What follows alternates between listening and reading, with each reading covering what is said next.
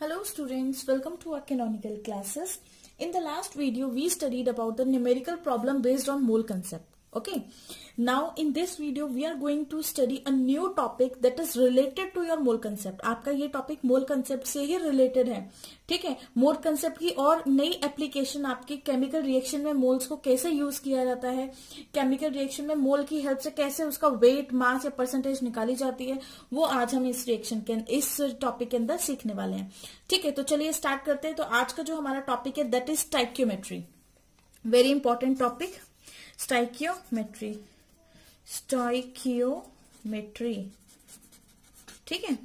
Very important topic, बहुत important topic है आपके मोल कंसेप्ट चैप्टर का. तो सबसे पहले आगे फर्दर प्रोसीड करने से पहले तो हमें यही समझना होगा कि स्टाइकियोमेट्री होता क्या है. स्टाइकियोमेट्री के अंदर वो सभी कैलकुलेशंस आती हैं जो आप एक केमिकल रिएक्शन के लिए करते हैं. ठीक है. तो हम यहां लिख सकते हैं it includes all quantitative calculations. It includes all quantitative calculation for a chemical reaction. एक केमिकल रिएक्शन के लिए जितनी भी क्वांटिटेटिव आपकी कैलकुलेशंस होती है, क्वांटिटेटिव कैलकुलेशन मतलब अमाउंट की कैलकुलेशंस होती है, वो सभी हमने इसमें पढ़ना है. ओके. तो इस टॉपिक पे आगे मूव करते हुए सबसे पहले तो हमें ये जानना होगा कि what is a chemical reaction. Chemical reaction होता क्या है. Chemical reaction simply a breaking of old bonds and formation of new bonds, है ना. हम इसको यही बोलेंगे कि हमारी जो एक केमिकल रिएक्शन होती है, केमिकल रिएक्शन होगी क्या आपकी chemical reaction, breaking of old bonds, breaking of old bonds and formation of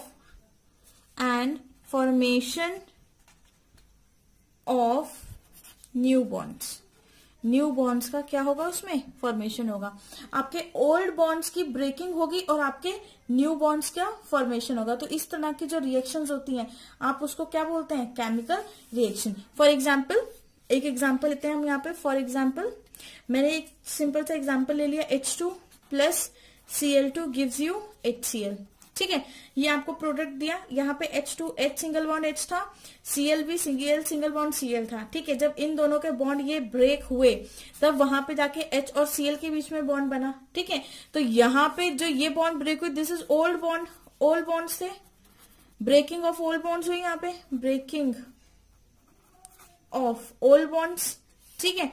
और यहाँ पे न्यू बॉन्ड्स बने, न्यू बॉन्ड्स फॉर्मेशन. ये क्या है आपका, ब्रेकिंग ऑफ ओल्ड बॉन्ड्स, और यहाँ पे आपके क्या हो गई, न्यू बॉन्ड्स की फॉर्मेशन हो गई. ठीक है. तो अब देखिए आपके ये जो न्यू बॉन्ड्स बन रहे हैं, उसके बाद अब यहाँ पर जब हमने देखा तो 2 हाइड्रोजन और 2 क्लोरीन थे, लेकिन प्रोडक्ट में आपके पास 1 हाइड्रोजन 1 क्लोरीन था. तो अब मुझे इसको बैलेंस करना पड़ेगा. ठीक है. तो हम इक्वेशन को बैलेंस क्यों करते हैं, according to law of conservation of mass. जो हमारा law of conservation of mass है वो क्या बोलता है कि reactant should be equal to reactant, mass of reactant should be equal to mass of product. जो मास है रिएक्टेंट का, पहले ये लिख लेते हैं, according to law of conservation of mass. Law of conservation of mass के मास क्या बोलता है, mass of reactant. Mass of reactant, जो रिएक्टेंट का मास है, should be equal to mass of product. ठीक है. लॉ ऑफ कंजर्वेशन क्या बोलता है, जो टोटल मास है आपके रिएक्टेंट का, वो टोटल मास ऑफ प्रोडक्ट के इक्वल होना चाहिए. क्लियर है. ये आपका law of conservation of mass है. तो इसका मतलब आपका जो लेफ्ट हैंड साइड है, मतलब रिएक्टेंट वाला side is equal to RHS, है ना. राइट हैंड साइड, जब ऐसी कंडीशन हो जाए आपका left hand side right hand side के इक्वल हो जाता है, तो ऐसी कंडीशन को हम बोलते हैं balanced equation. Balanced equation. Balanced chemical equation लिख लीजिए, या फिर सिंपल आप इसको बैलेंस्ड इक्वेशन भी बोल सकते हैं। ठीक है, बैलेंसिंग क्यों होती है? बैलेंसिंग सिर्फ और सिर्फ सेटिस्फाई करने के लिए होती है law of conservation of mass. Law of conservation of मास को सेटिस्फाई करने के लिए हम बैलेंसिंग करते हैं। ठीक है, तो इसका मतलब बैलेंसिंग करने में ये भी चीज आपको नोटिस करनी है कि बैलेंसिंग करने में सिर्फ सभी एटम्स को बैलेंस किया जाता है, जितने भी एटम्स होते हैं वो सभी बैलेंस होते हैं। ठीक है, एक और एग्जाम्पल ले लेते हैं।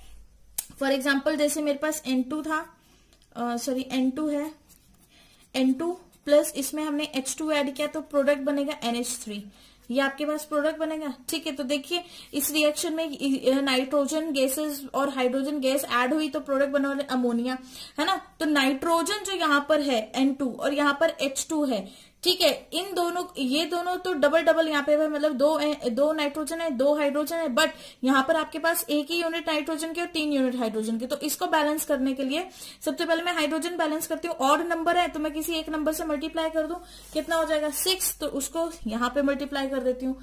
ठीक है, तो मैंने क्या किया, 2 3 जा 6 होता है, 3 2 जा 6 हो गया, तो 6 हाइड्रोजन हो गए, नाइट्रोजन कितना हो गया 2, तो नाइट्रोजन भी अपने आप यहाँ पर बैलेंस हो गया। इसका मतलब मेरा यहाँ पर भी right hand side equal to left hand side. Right hand side किसके इक्वल है? आपकी लेफ्ट हैंड साइड के। तो ऐसी इक्वेशन क्या कहलाती है? Balanced chemical equation. Balanced chemical equation, okay. ऐसी इक्वेशन जिसमें आपका left hand side is equal to right hand side, वो उसी को हम बोलते हैं बैलेंस्ड केमिकल इक्वेशन। अब यहाँ पे बहुत इंपॉर्टेंट क्वेश्चन आता है कि जो हम बैलेंसिंग करने में जो ये नंबर्स लगा रहे हैं, इनको क्या बोला जाता है? ये जो नंबर्स आपके लग रहे हैं जब हम बैलेंस करते हैं, फॉर एग्जांपल नाइट्रोजन को 1 से बैलेंस कर दिया, ठीक है, नाइट्रोजन 1 है, नाइट्रोजन 1, हाइड्रोजन 3 और अमोनिया 2, ये क्या रिप्रेजेंट कर रहे हैं? ये जो नंबर्स जो यूज किए जाते हैं बैलेंस करने के लिए, इन नंबर्स को बोला जाता है 1, 3 एंड 2। ये जो बैलेंसिंग में यूज हुए हैं नंबर, ठीक है, इन नंबर को क्या बोला जाएगा? Stoichiometric coefficient. इन्हीं नंबर को स्टोइकियोमेट्रिक कोफिशिएंट बोला जाता है, STOI, स्टोइकियोमेट्रिक। ठीक है, these are known as stoichiometric coefficient. तो स्टोइकियोमेट्रिक कोफिशिएंट, स्टोइकियोमेट्रिक कुछ भी नहीं है, इन्हीं नंबर्स की कैलकुलेशन करनी है, किसी कभी मोल्स के टर्म में, कभी मास के टर्म्स में, and so on, different different. तो अब आपको पता लगे स्टोइकियोमेट्रिक सिंपली क्या होती है? एक क्वांटिटेटिव कैलकुलेशन है किसी भी केमिकल रिएक्शन का, मतलब किसकी अमाउंट, मतलब अमाउंट रिलेटेड जो भी कैलकुलेशन होती है किसी भी केमिकल रिएक्शन में, उसको हम स्टोइकियोमेट्री बोल देते हैं। उस टॉपिक का एक नया नाम रख दिया हमने, स्टोइकियोमेट्री। ओके, तो केमिकल रिएक्शन सिंपल आपकी ब्रेकिंग ओल्ड बॉन्ड और formation of new bonds. Okay, अब जब आपके पास कोई एक केमिकल रिएक्शन है तो आपने उसमें क्या करना है? उसको बैलेंस करना है। बैलेंस करने के लिए जो नंबर यूज हुए हैं उन नंबर को क्या बोला जाता है? Stoichiometric coefficient. Very important. Okay, तो अच्छे से समझिए, नोट डाउन करिए अपनी नोटबुक्स में।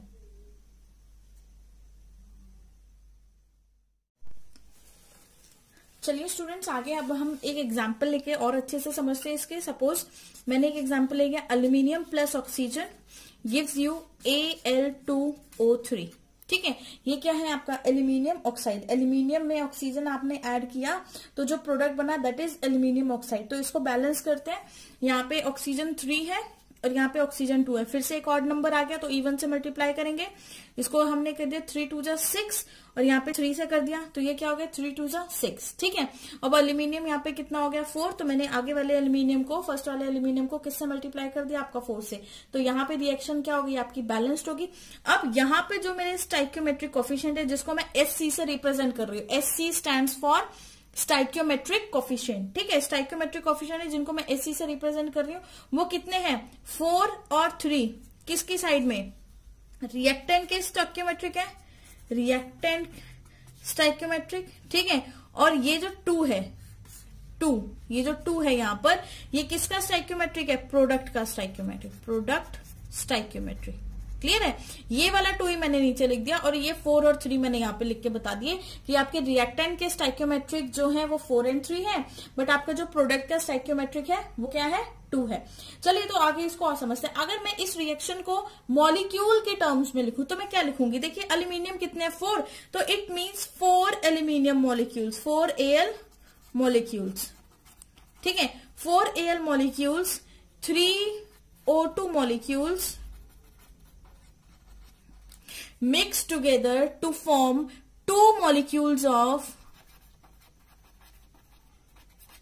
Al2O3 aluminium oxide. ठीक है, तो ये सिंपल क्या है, 4 एल्यूमिनियम के मॉलिक्यूल 3 ऑक्सीजन के मॉलिक्यूल्स ने मिलकर क्या बनाया, 2 मॉलिक्यूल बना दिए, किसके, एल्यूमिनियम ऑक्साइड के बना दिए। ठीक है, अगर मैं इसी को एवोगैड्रोस की फॉर्म में लिखूं, है ना, सपोज अगर मैं इसको एवोगैड्रो की फॉर्म में लिखूं, Na की फॉर्म में लिखती हूं इसको, in form of Na, Avogadro's की फॉर्म में लिखूं तो मैं क्या बोल सकती हूँ, मैं इसको सिंपल बोल सकती हूँ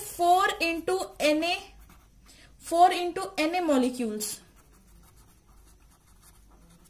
of aluminium, है ना, 4 into Na molecules of aluminium। यहां पर हम क्या लिख सकते हैं, 3 into Na molecules of oxygen forms। 4 Na molecules aluminium के, 3 Na molecule oxygen से मिलकर क्या बनाते हैं, 2 into Na molecules of Na molecules of Al2O3। Al2O3 के 2 Na molecules के प्रोडक्शन करते हैं। वेरी वेरी इंपॉर्टेंट, क्लियर है ये बात।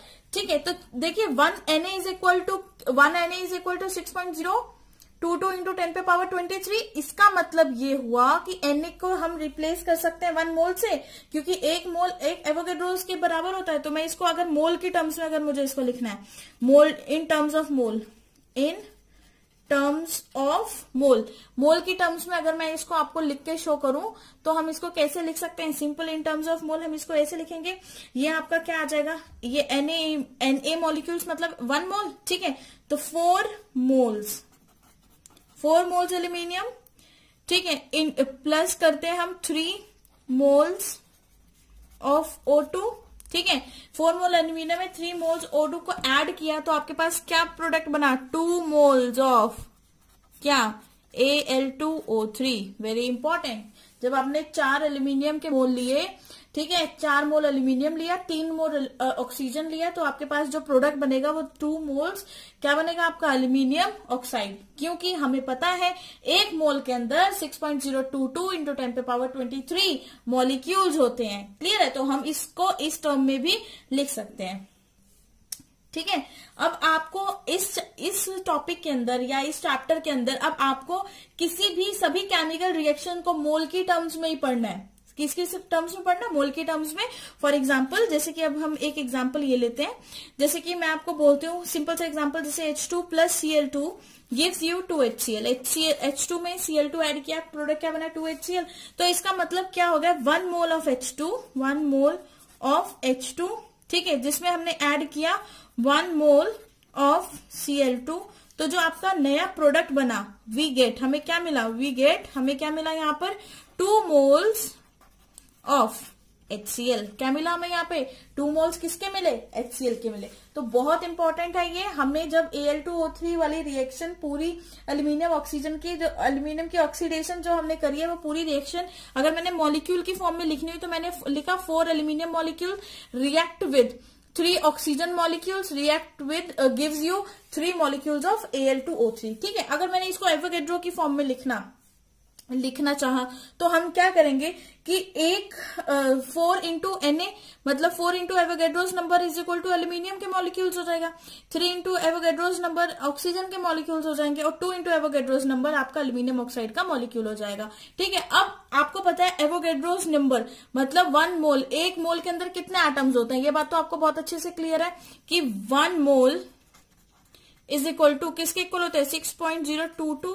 इंटू 10 पे पावर 23 एटम्स, इसके इक्वल होता है। ठीक है, तो अगर आपके पास ये एटम्स या इतने मॉलिक्यूल्स हैं तो वो 1 मोल के इक्वल हो जाएंगे। तो बस एवोगैड्रोस नंबर की जगह मैंने आपका मोल डाल दिया, 4 मोल आपका एल्यूमिनियम, 3 मोल आपका ऑक्सीजन, प्रोडक्ट क्या बनाएगा 2 मोल्स ऑफ Al2O3। ठीक है, उसी तरह मैंने सेकंड रिएक्शन में भी आपको सिखा दिया, H2 plus Cl2 gives you 2HCl।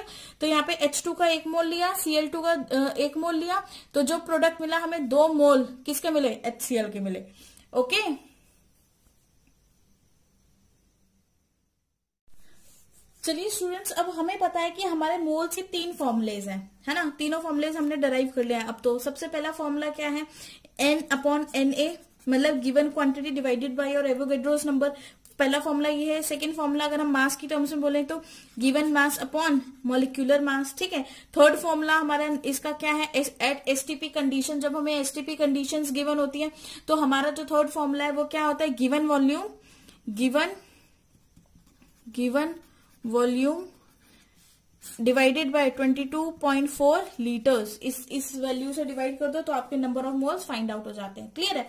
तो चलिए अब उसी रिएक्शन को लेकर इसको डिटेल में समझते हैं कि हम कैसे अप्लाई कर सकते हैं क्वांटिटी के टर्म्स में स्टोइकियोमेट्री को किस तरह से लिखा जाता है। ठीक है, तो देखिए अब आपको ये इतना तो क्लियर है कि aluminium plus oxygen gives you Al2O3। इसको बैलेंस करने के लिए यहाँ पे 2 लगाएंगे, यहाँ पे 3 लगाएंगे और यहाँ पे 4 लगाएंगे। ठीक है, तो इसको पहले हमने क्या लिखेगा था, 4 मोल एल्यूमिनियम, यही लिखा था। इसको लिखा था 3 मोल ऑक्सीजन और इसको लिखा था 2 मोल Al2O3, एल्यूमिनियम ऑक्साइड आपका 2 मोल यूज किया था। ठीक है, अब इसको हम अगर क्वांटिटी के टर्म्स में लिखें तो हम यहाँ पे सबसे फर्स्ट हेडिंग डालते हैं stoichiometry in terms of quantity. तो उसको किस तरह से लिखा जाएगा, देखो stoichiometry in terms of quantity. अगर क्वांटिटी के टर्म्स में मुझे स्टोइकियोमेट्री को लिखना पड़े तो हम उसको क्वांटिटी के टर्म्स में कैसे लिखेंगे, सो सिंपल, कुछ भी नहीं है। इस पूरी इक्वेशन को ही लिख लेते हैं दोबारा से। Aluminium 4 + 3O2 gives you Al2O3 और यहाँ पे आपने 2 लगा दिया। यही थी आपके पास इक्वेशन, यही इक्वेशन है आपके पास। ठीक है, तो अब इस इक्वेशन को देखिए कैसे करेंगे हम। इसमें लिखना है क्वांटिटी के टर्म्स में तो 4 × Na molecules of aluminium, quantity हो गई ना, 4 × Na molecules of what, aluminium हो गए। ठीक है, उसी तरह से नेक्स्ट आपको क्वांटिटी पता लग जाएगी। मतलब कैसे, अगर आप इस वैल्यू इस क्वेश्चन के इस फॉर्मूले के अंदर भी अगर आप वैल्यू पुट करेंगे तो यहाँ पे मैंने क्या लिया है, 4 मोल लिया है तो n की जगह 4 पुट करिए। आपको क्वांटिटी के टर्म्स में लिखना है तो Na तो उससे जाके मल्टीप्लाई होगा तभी तो n की वैल्यू आएगी। ठीक है, तो आपने बस वही किया, 4 × Na molecules of aluminium. Clear है, तो आगे हम क्या लिखेंगे, 3 × Na मॉलिक्यूल्स ऑफ O2। ठीक है, जो कि हमें क्या बना के देगा, 2 × Na molecules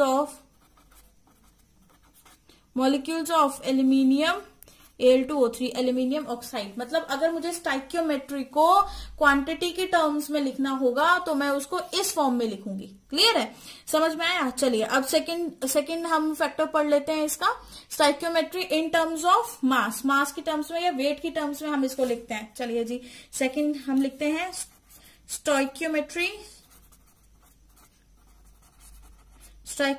in terms of weight. जो वेट मतलब गिवन मास, या फिर सिंपल आप मास की टर्म्स में अगर हम स्टोइकियोमेट्री को लिखेंगे तो हम इसको कैसे लिखेंगे, देखिए वेरी इंपॉर्टेंट। आपने क्या करना है, वही सेम इक्वेशन लिखेंगे, 4 aluminium + 3O2 gives you 2 Al2O3।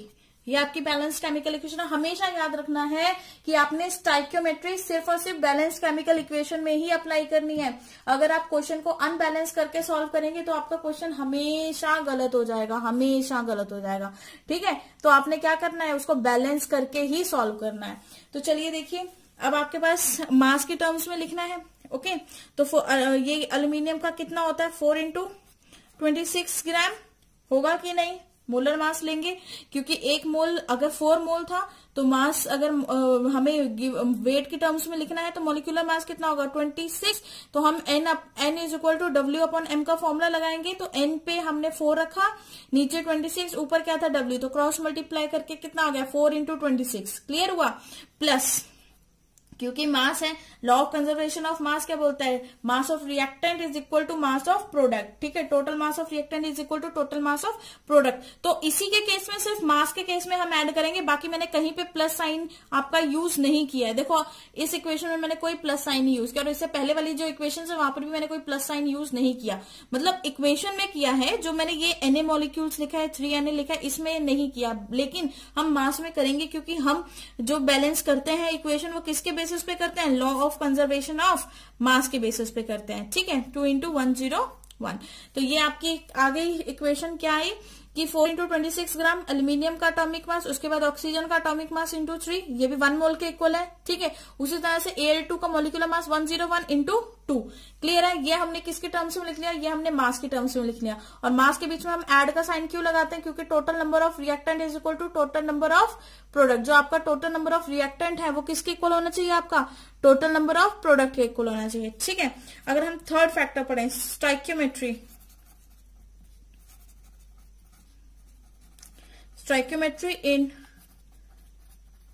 Terms of, अब किसकी टर्म्स में रह गया स्टोइकियोमेट्री को पढ़ना, इन टर्म्स ऑफ वॉल्यूम, वॉल्यूम के टर्म्स को रह गया। ठीक है, कोई गैस रिएक्शन लेते हैं तब हम ये वॉल्यूम वाला कंसेप्ट लगाते हैं, और वो भी एसटीपी पे। ठीक है, it is very important, STP conditions लगेगी। तो वहां पे कोई भी हम गैस ले लेते हैं, फॉर एग्जांपल मैंने ये रिएक्शन ले ली, H2 plus Cl2 gives you 2HCl, balance होगी, पहले से ही बैलेंस है केमिकल रिएक्शन। तो इसका मतलब ये क्या है 1। ठीक है, तो 1 इंटू 22.4 लीटर। क्लियर है, उसी तरह से इसमें अगर 22.4 लीटर्स में हमने 1 इंटू 22.4 लीटर क्लोरीन डाला, तो जो आपके पास प्रोडक्ट बनेगा वो कितना बनेगा, 2 इंटू 22.4 लीटर, जो कि किसके इक्वल होगा, टोटल आपका जो प्रोडक्ट रहेगा 44.8 लीटर्स के इक्वल होगा। मतलब आपने 22.4 लीटर्स में 22.4 लीटर क्लोरीन डाला, 22.4 लीटर हाइड्रोजन में 22.4 लीटर क्लोरीन डाला, तो जो आपको पास जो प्रोडक्ट बनने वाला है वो 44.8 लीटर बनेगा। ठीक है, तो 44.8 litre of HCl produced, very important. ठीक है, तो स्टोइकियोमेट्री को आप तीनों टर्म्स में लिखना बहुत अच्छे से सीखे। पहले तो हमने जो किया था वो क्या था, हमारा क्वांटिटी, उसके बाद जो हमने किया था वो क्या था, हमारा वेट, मास के टर्म्स में, और सबसे एंड में जो हमने किया है वो stoichiometry in terms of volume. Clear है, तो इन चीजों को आप फॉर्मूले में भी पुट करके देख सकते हैं, कोई इश्यू नहीं है। मैं फॉर्मूले में भी पुट करके दिखा दूं, कोई दिक्कत वाली बात नहीं। ये कहां से मैंने इसको ऐसे क्यों लिखा, तो देखिए सबसे पहले तो क्वांटिटी वाला n इज इक्वल टू क्या होता है, n अपॉन Na। ठीक है, तो यहाँ पे number small n, number of moles मुझे कितने गिवन है 4, तो 4 is equal to n upon Na। ठीक है, इधर मल्टीप्लाई हो गया तो 4Na is equal to n। तो हमने किसकी टर्म्स में लिख लिया, नंबर्स के टर्म्स में लिख दिया। उसी तरह से मास के टर्म्स में भी ऐसा ही होगा। मास के टर्म्स में भी हम कैसे लिखेंगे, इसी तरीके से तो लिखेंगे कि आपका जो भी मास आएगा उसको मॉलिक्यूलर मास से मोल्स को मल्टीप्लाई करोगे तो आपको गिवन मास पता लग जाएगा। और वॉल्यूम के टर्म्स में भी ऐसे लिखेंगे कि जब आपको वॉल्यूम फाइंड आउट करना होगा, तो वॉल्यूम को जब आप फाइंड आउट करेंगे तो वो एट एसटीपी कैसे करेंगे, तो जो आपका एसटीपी वॉल्यूम है उसको मल्टीप्लाई करेंगे नंबर ऑफ मोल्स से, तो आपका गिवन वॉल्यूम आपको पता लग जाएगा। क्लियर है, चलिए जी नोट डाउन करिए अपनी नोटबुक्स में।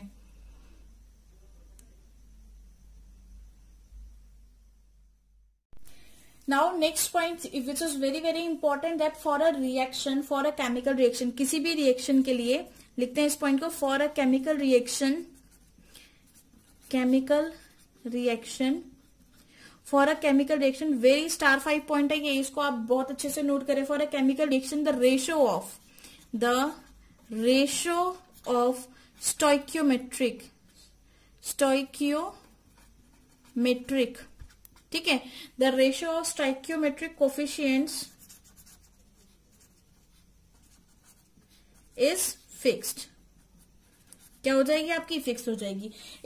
किसी भी एक केमिकल रिएक्शन के लिए जो स्टोइकियोमेट्रिक कोफिशिएंट की जो रेशियो है वो हमेशा क्या रहती है, फिक्स रहती है। अब ये रेशियो क्या हो गया, अब ये समझते हैं। देखिए फॉर एग्जांपल मैं एक रिएक्शन लेती हूँ, carbon plus oxygen gives you CO2। Clear है, तो अब इसको बैलेंस करते हैं, तो वन कार्बन बैलेंस्ड है, ऑक्सीजन, ये रिएक्शन पहले से ही बैलेंस्ड है। अब इस रिएक्शन को कार्बन डाइऑक्साइड तो बैलेंस हो गया, चलो अनबैलेंस रिएक्शन है, मैंने इसको कार्बन मोनोऑक्साइड बना दिया। चलिए हम कार्बन मोनोऑक्साइड को लेकर चलते हैं। ठीक है, क्योंकि कार्बन डाइऑक्साइड तो पहले से बैलेंस था, तो हमें स्टार्टिंग से सीखना है। तो मैंने क्या किया, carbon plus oxygen carbon monoxide बना दिया। ठीक है, अब मेरे पास दो मेथड है। मेथड 1 रिएक्शन को बैलेंस करने के लिए पहला वाला मेथड यूज कर रही हूँ। मेथड 1 में मैंने क्या किया, कार्बन प्लस O2 के साथ मैंने लगा दिया हाफ, गिव्स यू CO। ठीक है, तो इस 2 से 2 कैंसिल हो गया, ऑक्सीजन एक बचा, आपका कार्बन मोनोऑक्साइड बन गया। क्लियर है, तो अब यहां पर अब मुझे क्या करना है कि रेशो निकालनी है स्टोइकियोमेट्रिक कोफिशिएंट की। स्टोइकियोमेट्रिक कोफिशिएंट की रेशो कैसे निकालेंगे, देखो number of moles of carbon, ध्यान देना जरा, number of moles of carbon divided by इसका number of moles of oxygen, oxygen के नंबर ऑफ मोल्स, ठीक है, number of moles of oxygen. Clear है ये बात? Number of moles of carbon divided by number of moles of oxygen, जो कि किसके इक्वल होंगे? उनके स्टाइक्योमेट्रिक कोफिशिएंट के इक्वल होंगे। किसके इक्वल होंगे? Stoichiometric coefficient. तो कार्बन के आगे तो कोई भी स्टाइक्योमेट्रिक कोफिशिएंट नहीं, आपने लगा दिया 1। ऑक्सीजन के आगे क्या? हाफ, तो आपने लगा दिया यहाँ पे हाफ। क्लियर है ये बात? कोई डाउट किसी को? कोई डाउट नहीं है, ठीक है। तो ये आपकी पहली वाली जो रेशो आई है, ये कितनी आ गई आपके पास? जो रेशो आई है, ये वाली जो रेशो आई है NC upon N carbon upon oxygen की जो रेशो आई है वो कितनी आई है? 2। कितनी आई है? 2:1। ये आपके पास रेशो आई है, ये आपका आंसर आएगा, ठीक है।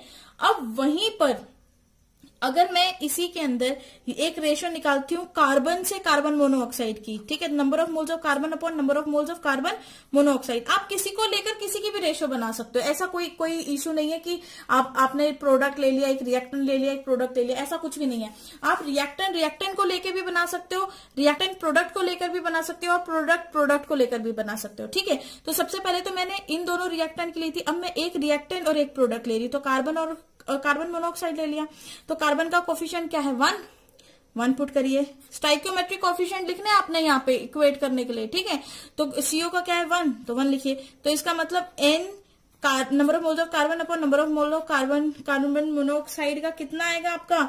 1:1। कितनी रेशो आएगी? 1:1। ये रेशो आने वाली है आपकी। क्लियर है इतना? चलिए क्लियर है। अब रह गया कार्बन ऑक्सीजन होगी, कार्बन मोनोऑक्साइड होगी, ठीक है। अब हम लेते हैं ऑक्सीजन कार्बन मोनोऑक्साइड। अब हम थर्ड लेते हैं, क्या लेते हैं? Oxygen carbon monoxide. अब मैं यहां पर लेती हूं आपके पास N ऑक्सीजन अपॉन NCO, ठीक है। कार्बन ऑक्साइड की रेशो ले लो चाहे ऑक्सीजन की रेशो ले लो। तो ऑक्सीजन यहाँ पे कितना है? 1/2 आया कि नहीं? 1/2 आ गया, डिवाइडेड बाय कार्बन मोनोऑक्साइड कितना है? 1 हुआ 1, ठीक है। तो यहां पर जो आपकी रेशो आएगी वो कितनी आ रही है आपकी? इसको मल्टीप्लाई करेंगे तो ये कितने आ जाएगा रेशो? NO2 अपॉन NCO की जो रेशो आ रही है वो कितनी आ रही है? 1/2। ये आपकी रेशो आएगी 1/2, ठीक है। तो आप रेशोज देखिए, सबसे पहले वाली जो आपकी रेशो आई है वो क्या आई है? पहली जो रेशो आई है वो 2:1 आई है, फिर 1:1 आई है, और थर्ड रेशो आई है 1:2 आई है। क्लियर है इतना? चलिए अब हम मेथड 2 की तरफ चलते हैं। वेरी इंपॉर्टेंट, इसको यहीं पे रखते हैं। अब हम मेथड 2 की तरफ मूव करते हैं। अब देखिए यहाँ पे हम लिखते हैं मेथड 2।